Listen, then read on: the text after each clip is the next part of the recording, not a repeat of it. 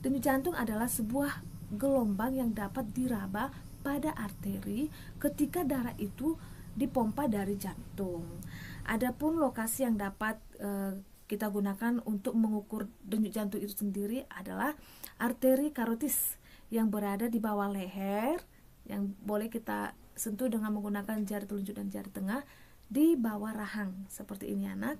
Dan yang kedua, lokasinya yaitu berada pada arteri radialis di ventral pergelangan tangan.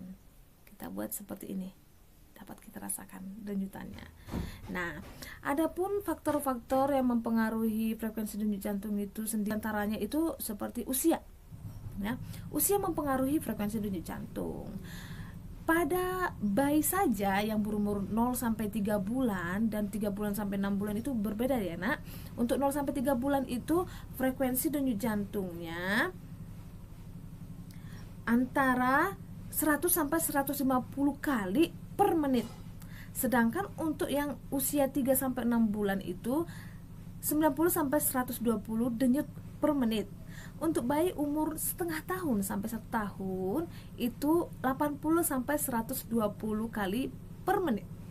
Anak kecil umur 1 sampai 10 tahun itu frekuensi denyut jantungnya 70 sampai 130 kali per menit. Sedangkan anak-anak yang berumur 10 tahun ke atas, termasuk juga remaja dan dewasa bahkan lansia, itu frekuensi denyut jantungnya 60 sampai 100 kali per menit. Kemudian indeks massa tubuh.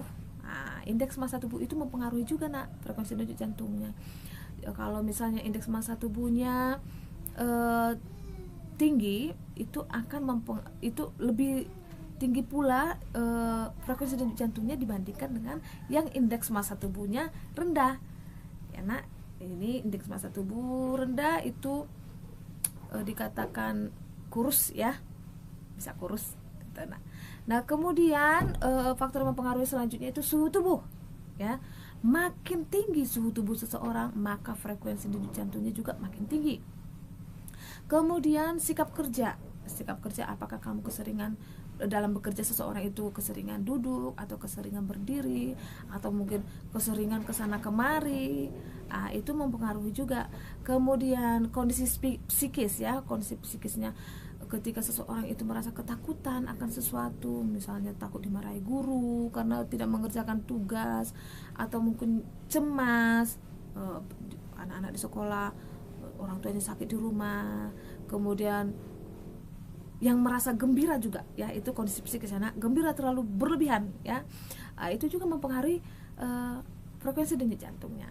Kemudian keadaan kesehatan, Nak, ya, keadaan kesehatan yang berpenyakit jantung misalnya ya, frekuensi denyut jantungnya itu tidak stabil ya, seperti kita yang orang-orang sehat. Kemudian rokok dan kafein. Nah, ibu harapkan anak-anak ibu jangan merokok ya, tidak boleh.